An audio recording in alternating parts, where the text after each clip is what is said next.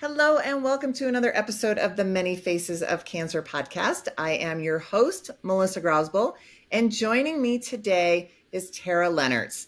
And Tara is a survivor and thriver from stage 3C colorectal cancer.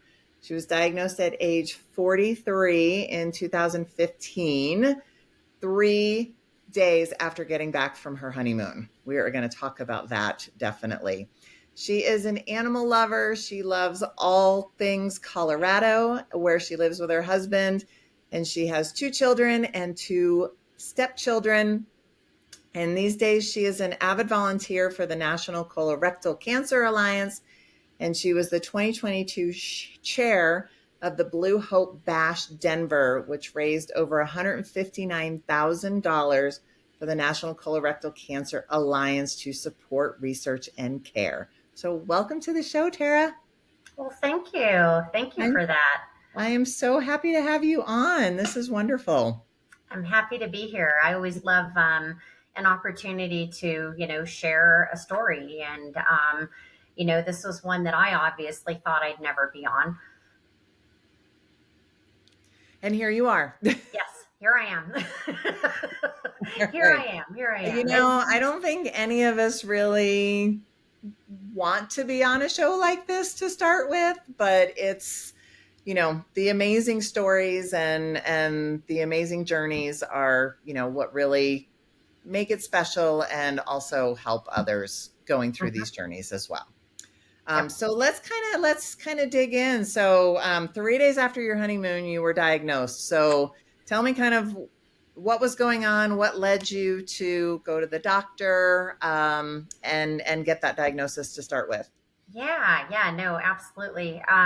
So I had just some digestive symptoms, probably for the better part of about 3 years, leading up to, my diagnosis. I would go to the doctor on a regular basis, get my annual checkups. I was really good about that. Young, I consider myself young, I guess. Leading up to it, was fairly active, healthy, had never had any history of, many types of cancer in my family, especially colon cancer. So I, went and I said, hey, not feeling good. They did some blood work initially and said, you're a little iron deficient. So they put me on an iron supplement and, made some other suggestions for me to help with my digestion, and we followed up. So the following year when I went in, they decided I had too much iron in my system. And unfortunately, what happens sometimes when you have a tumor is it starts to, take up that iron, and, you can develop a form of anemia through that. But I actually had so much iron that they thought it might be a condition, which is a genetic condition called hemochromatosis. And it's where your digestive system absorbs too much iron, and you end up on iron overload. So that was year 2. And then in year 3, I went back again and still saying, well, gosh, I'm not feeling good. And, by that time they're like, well, stay active, stay healthy. If your symptoms persist, please get in touch with us. So, it's one of those, I guess, in hindsight, if I would have really listened to my gut, I probably would have been a little bit more persistent. But, we tend to accept ourselves sometimes as, this is how I normally feel. So I'm not off unless you start to feel really bad, or in some sort of pain. So I dismissed it and, went on my way. And by that point, we were planning a wedding and getting ready to blend families. And this was in the summer of 2015. And I realized that I had blood in my stool one day. So I went ahead and called a GI doctor and spoke with the nurse that was there that day. And she said, no, that's not normal. She explained the difference to me between, tissue blood and blood in your stool. Because a lot of doctors sometimes think that, it just might be a hemorrhoid or, after childbirth, something that's very common. So she said, no, if it's bright red blood in your stool, we've got something that we need to look into further. So she got me in the following day, and I was 2 weeks away, I think, at that point from our wedding. And so I said, she said, we want you to do a colonoscopy, not normal. Are you in any horrible pain? And at that point, I wasn't. So I scheduled it for the day we got back, which was we got back on like a Friday or Saturday, and ended up scheduling it for a Monday and just tacking on an extra day of vacation.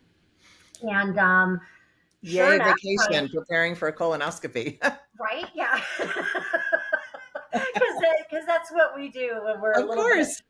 older in life, I guess, right? Yeah. I guess I planned that well. But I also thought, could it be the stress from, just coming together, planning a wedding up in the mountains, and blending families? Was it just me? Was I just stressed? But I'll never forget that Monday when I went in, and I was in the twilight state, but we were talking about, our honeymoon that we had had in Hawaii, and talking about, some of the things we did. And I just remember looking up on that big screen, and I'm not a clinician, but knowing that what they saw there when they stopped and they started taking pictures over and over and over again wasn't normal. So, I didn't want to accept, I guess, the reality, and they weren't going to tell me immediately that it was cancer. But they did put a rush on the biopsy that they took, and I got a call at 9:30 the next morning at work, and he said, it's cancerous, and we've set up an appointment for you to go meet with the surgeon and go get everything that you need to get done, your CT scans, everything, and we need to get you into surgery and get this out. So that was kind of, you almost, I didn't have enough time to even think about it. I just, took the guidance of my physician, and went with it. And so that's what we did. So a week later, I had just under a foot of my. It was kind of in my sigmoid colon. So I'm technically colorectal. Some people have rectal cancer. Some people have colon cancer. So they took just under a foot out, and I had a resection done that following week, and that was in October of 2015. And then, we went from there and discovered that, what we needed to do next. Okay, I had a port put in for chemo, and then, started chemo roughly the first week in December of 2015, and that carried me through pretty much the summer of 2016. Wow. So I guess explain it a little bit because I have a friend who had colon cancer and hers was stage 2 Uh-huh. and she just had surgery and she did not have to have chemo. So what about your tumor made chemo necessary? So with colon cancer, the way it's staged, it is similar to other cancers, but usually once you hit stage 3, it has penetrated the wall of your colon or your rectum, which then enables it to get into your lymph nodes within your body. So I also had 44 lymph nodes taken out. 11 Wow. of those lymph nodes were cancerous. I Okay. had what we thought, and I'm thankful for this, but I also know many other people who've gone through the same experience. A couple spots on my liver, which ended up being cysts, fortunately. But once it is in your lymph nodes, it can migrate to other areas in your body, and that's when it becomes, metastatic cancer. So that's what made mine 3C, is the amount of lymph nodes that I had involved, and the fact that it had penetrated the wall of my colon and got into my system. Gotcha. Okay. So that was probably 6 months of chemo then. Yeah, yeah, yes, What we yes. all love to hear and experience going through cancer. Right, right. Yeah. And it's a necessary evil for some, unfortunately. Mhm. I have some residual side effects like neuropathy in my feet, where I'm unable to. I had some permanent nerve damage, basically. So my feet feel like they're asleep all the time, and they're very, very sensitive. I've lost some of my, I guess, stability. My just that goes with that, and standing on maybe one foot, my balance is a little bit off. But I'm very, very thankful, because I really think that if I hadn't taken advantage of, the medicine that was available, I'd probably be in a very different place. Right. Oh, absolutely. I'm not saying at all that, chemo isn't necessary in many instances and in many ways worth, you know, any kind of issues that happen afterwards if it saves your life and, and you can go on and live for another 40 years, right? Yeah, yeah. Absolutely. All right. So you had two fairly young children, the Mhm. almost teenager and teenager area, and then you were just creating this new blended family and stepkids. How is the support in your life kind of going through all of this? Because I know how important having a support structure is when you're going through something like this. Yeah, it was fantastic. I think for, especially my kids, they were a little bit younger. They had a lot of questions. I think sometimes when kids hear the word cancer, a lot of times that word cancer is connected to something negative. And, the outcome is not always negative. The outcome, fortunately for me, I didn't have any underlying conditions like Lynch syndrome, which could be handed down, throughout the family. I didn't have any other things like colitis or diverticulitis.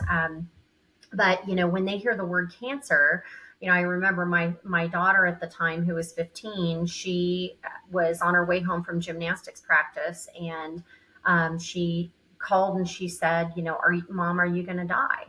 And at that time, we didn't have enough information, so I didn't know. I hadn't taken those tests yet to see, gosh, was this an underlying condition that was maybe there, where it's likely to come, more likely to come back? Is this something I may have passed to my kids? Is it, are those spots that were maybe on my liver, are they cancerous?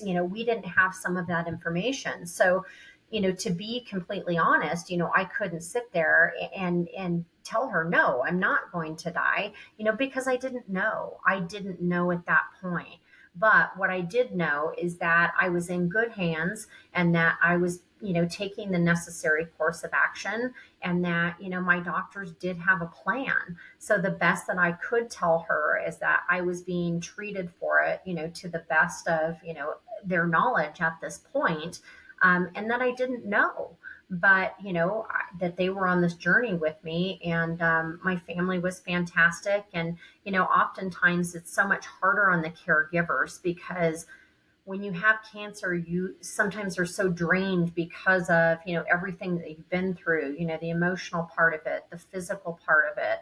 And they're the ones who are worried about, okay, I need to get them to this appointment. Are they feeling okay? Do they want to eat? Are they drinking enough? Is it going to come back? And, in their, point in time, they have just so many things going through their head as well. But I can say, the best thing is when you have a great caregiver, recognize that they need to take care of themselves too, because it is a lot on them, and it takes a lot out of them to be caregivers for a cancer patient. And now, was your husband your primary caregiver? Did you have other people who were helping to take care of you? Yeah, yeah. I did. My husband was my main caregiver. I chose the way that my treatment went is I would go in for an infusion, and I would leave with a pump that went to my port, and then I would keep basically a slow infusion over the next 48 hours, and then I'd have to go back and get a disconnect. So yeah, he was the one that built me a special, hanger that went over the shower Mm. for, my pump, so it wouldn't get, so I could still try and shower. Just do things like, go get me whatever it was that sounded good to eat maybe that night. But I also had, a great support system, with my friends and neighbors, close friends, neighbors, kids. And I also found the National Colorectal Cancer Alliance. And that was a great place for me to, go online. Blue Hope Nation is a Facebook group where it has many, many members, and people can go on there and ask questions, introduce themselves, share, kind of what they've been through. And it was a good place for me to get information because I didn't have it in my family and I didn't know anything about it.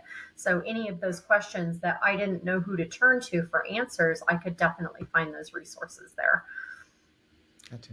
And I love organizations like that and Facebook pages. And, I had an earlier interview that she was like, stay off of Dr. Google. Like, because if you go on Dr. Google, you are dead Yeah, in a week. It just takes you yeah, down these massive rabbit holes. And sometimes like there are some Facebook groups that you join and there's just, there can be so much negativity and people just complaining, about their yeah. lives. So to be able to find a group, whether it's a support group or Facebook group or whatever, to have that positive support is, Uh-huh. unfortunately it's a little rare, but it is so needed, Yeah. especially if you don't really know like a lot about what's going on with you. So I'm so grateful you were able to find that.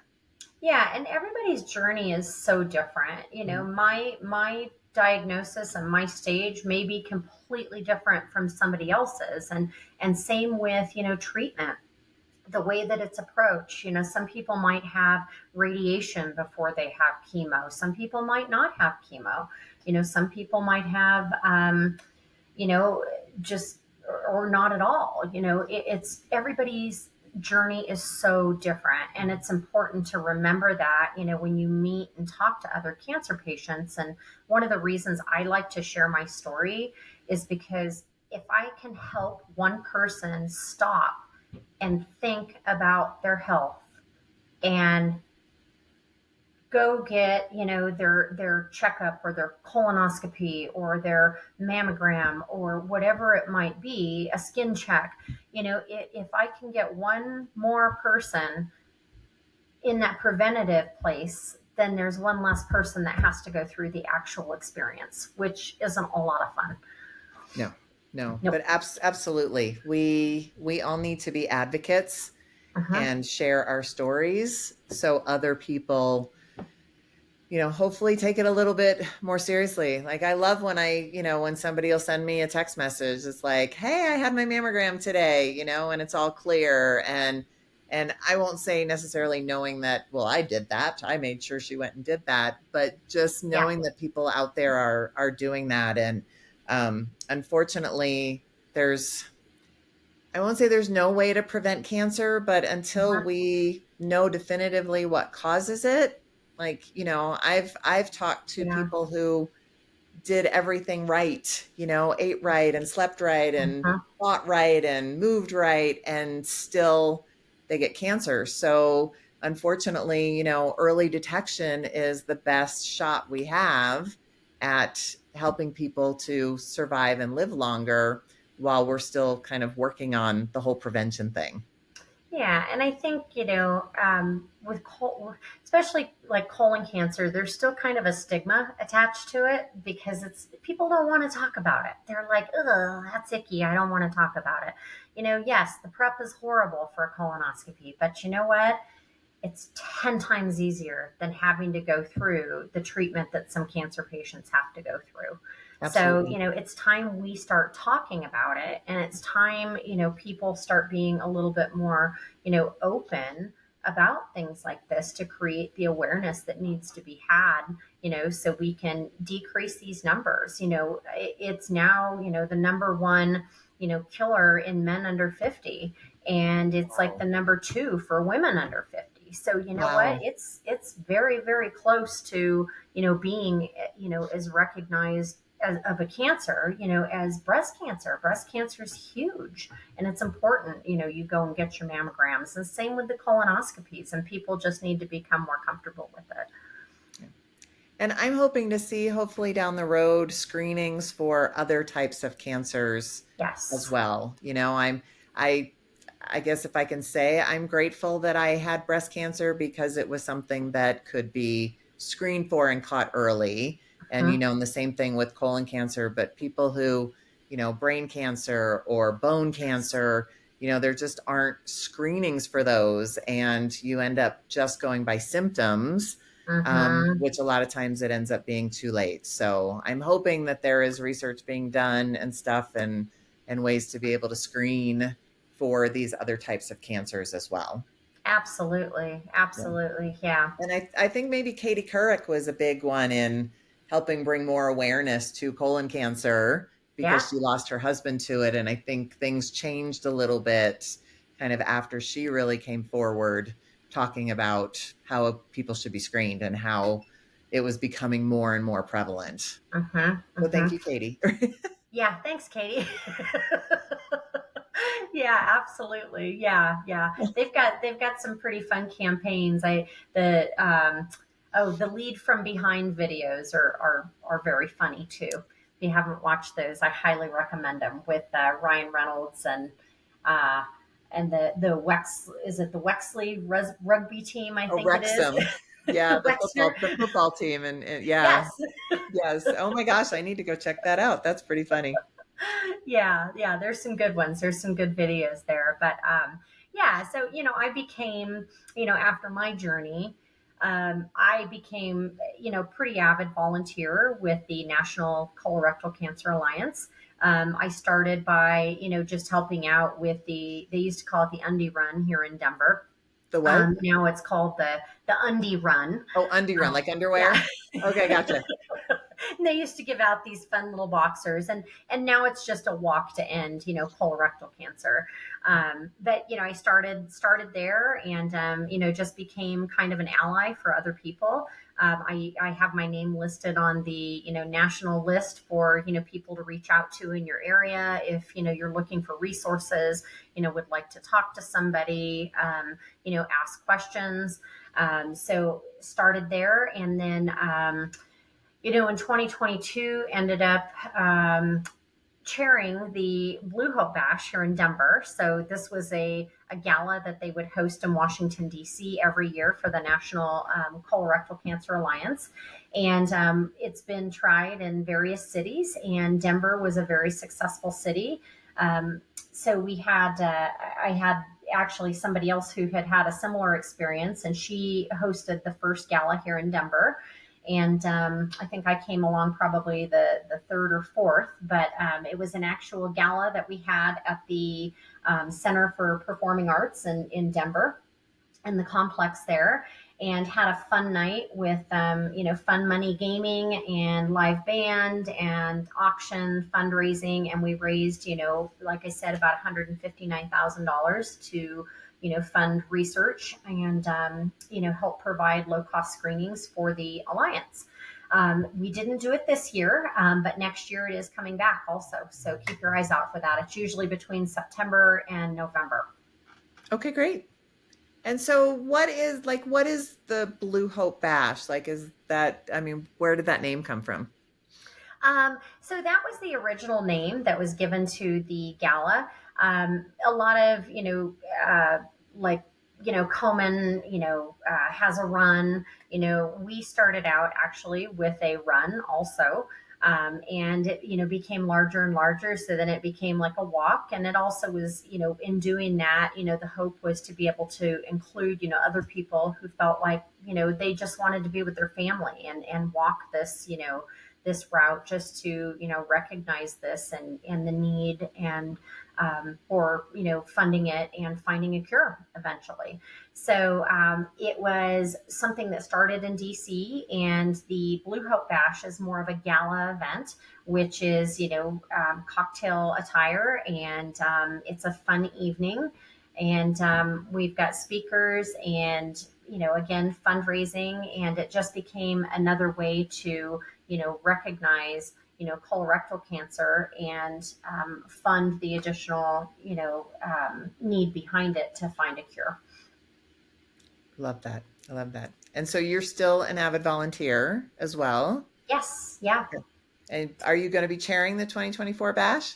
I am not, but I can tell you the person who is she did it last year, and she will do a phenomenal job. So please, look into it.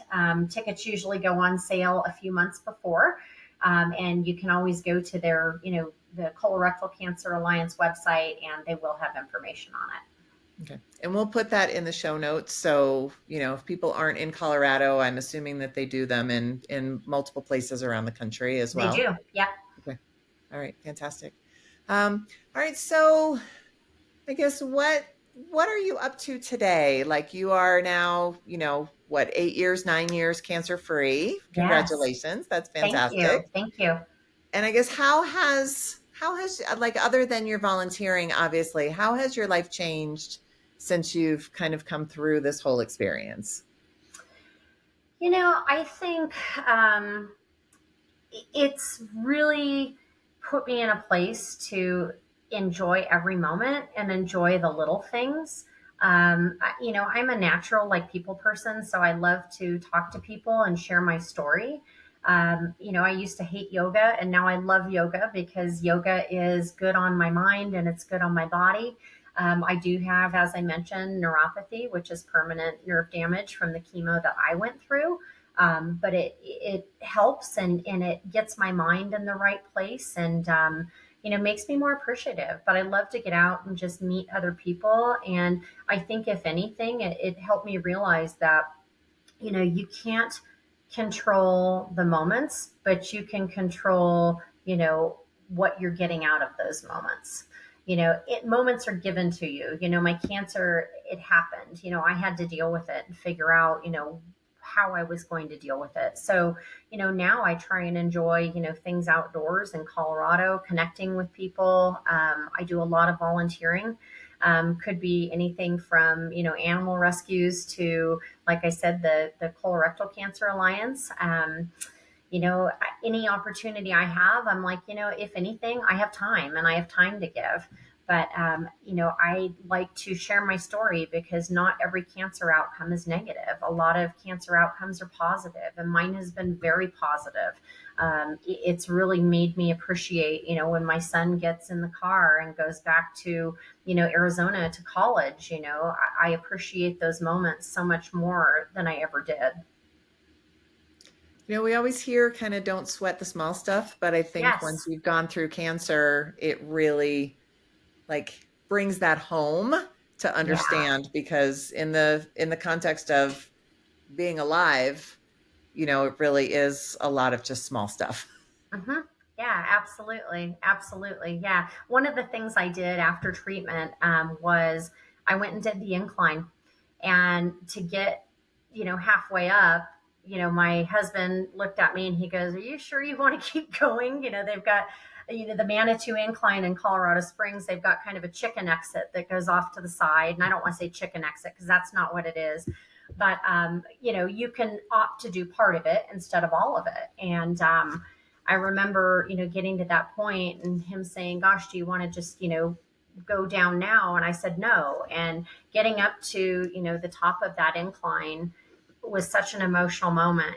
Everybody's up there cheering on everybody else. They're waiting for people to get up to the top, and just the feeling you have of being on top of the world when you finish those 2000, what is it, 600 or 2000 something steps. Yeah. Is incredible. So I love to be active now, be good to my body. And that also means not just in a physical way, but a mental way. Cancer is always looming in the back of our minds. So, I look at this now as, it's got to be, I'm being proactive now. Everything, all the bad stuff has been dealt with. So I really need to, stay on top of my health and be good to myself, both physically and mentally.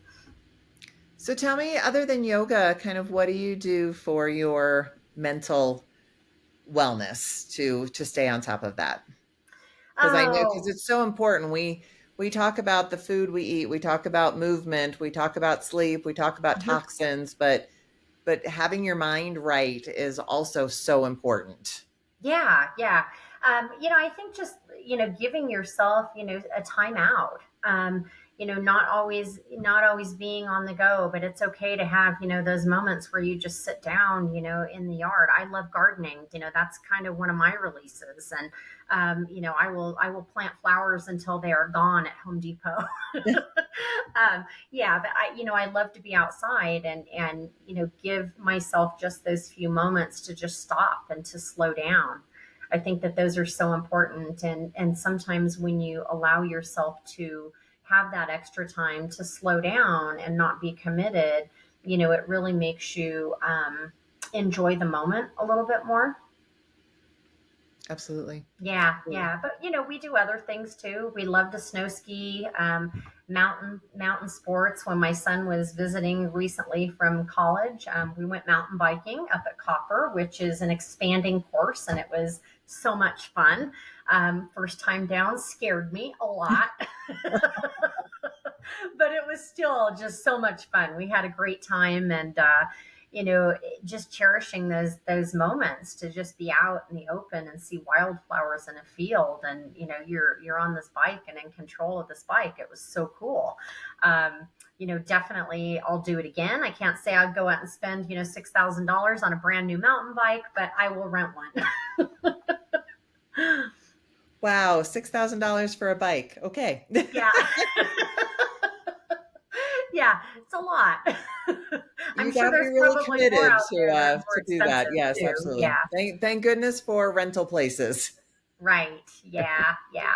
And I think it's important to, when you remain active also, I think it's important to not dwell on things or try and figure out, what caused your cancer? What did it? Why did I get it? I was the only one in my family with, colon cancer, and I never, as far as we know at this point, as of this day, we don't know of anybody who's had it. So I can't, when I say giving yourself some grace, I mean, don't overanalyze it, because you can sit there and it can become your main point of focus. And I think that it's important, once you move on, it will always be a part of you. And in the beginning, people are always saying, they're calling, they're texting, they're saying, how are you? Are you feeling okay? Do you need me to bring you anything? Do you need any meals? Do you need this or do you need that? And it does get to a point where you start to resume a normal life, and it will always be a part of me. It'll always be back there in the back of my mind. And cancer patients have a term, scanxiety, and that means, when you go to get your scans, your MRIs, your CTs, your PETs, your PET scans, what is that? You get you work yourself up to where you're almost sick because you're so worried about it the day or two before. Yep. And you need to realize that you can't ever depict what caused this, what did I do, why me. It's so much more beneficial to allow yourself that grace to come out of that moment and learn from the experience that you had. I learned that a long time ago, I had an interest in healthcare, and I didn't go into healthcare. I was in finance at the time, and it was, an industry that was a great industry, great company. But once I reflected, I decided I want to take what I'm doing and do that same thing in the healthcare industry.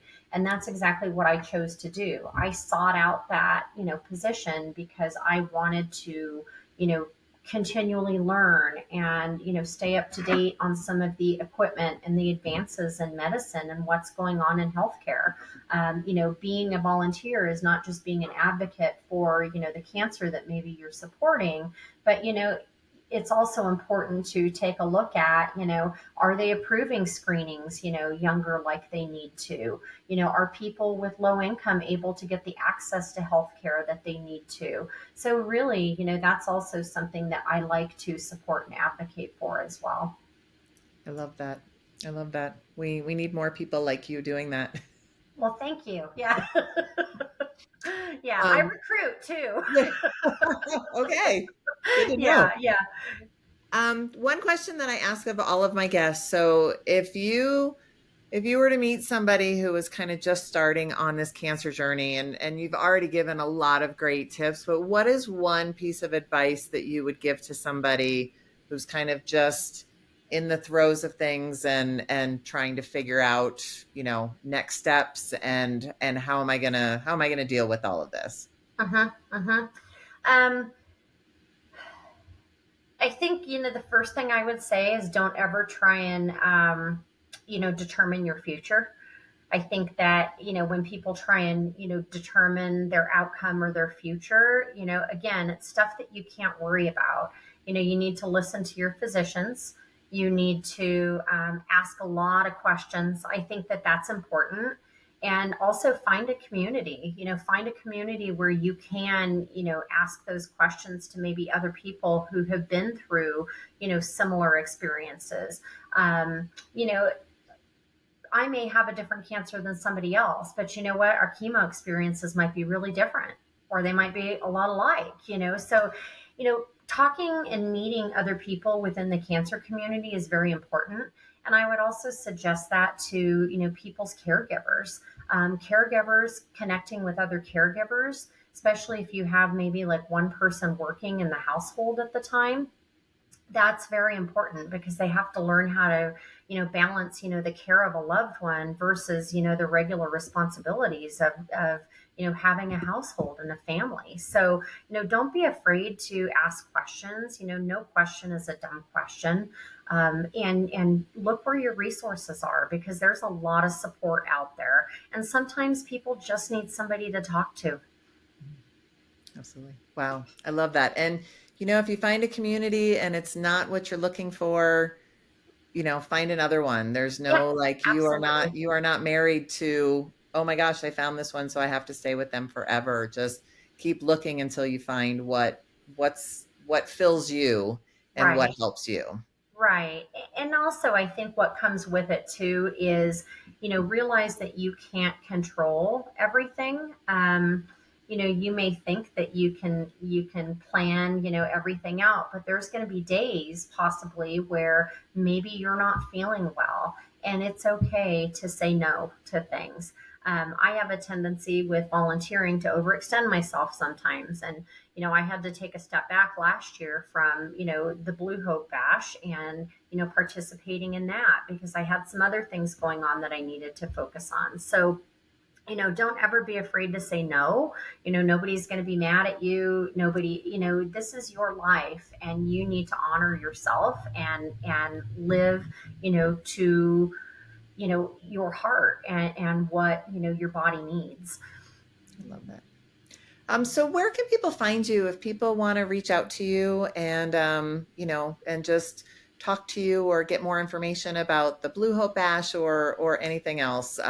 I want to put that in the show notes as well, but where can people find you? Absolutely. You can look me up on LinkedIn. I'm on LinkedIn, Tara Lehnertz, Lehn as in Nancy, Ertz. So connect with me on LinkedIn. I'm also listed as a resource through the Colorectal Cancer Alliance, which you could look up online. And I'm listed in the Denver, Colorado area, I believe, is how they have it broken out into subsections. Okay. Um, yeah, and I'm on Facebook. I'm on let's see, other social media. But yeah, if anybody really needs a resource, happy to help answer questions. Share my journey. A lot of questions just they're very personal, and a lot of people don't feel comfortable asking, but know that I'm comfortable with sharing. Great. All right. Thank you so much for your time today, Tara. I really appreciate it. This is such great information. Well, And thank you for having me. it was lovely chatting with you. Yeah, you too. All Thank you right. so much, Have a Melissa. great rest of your day. Thanks. You too. Bye All bye. right. Bye bye.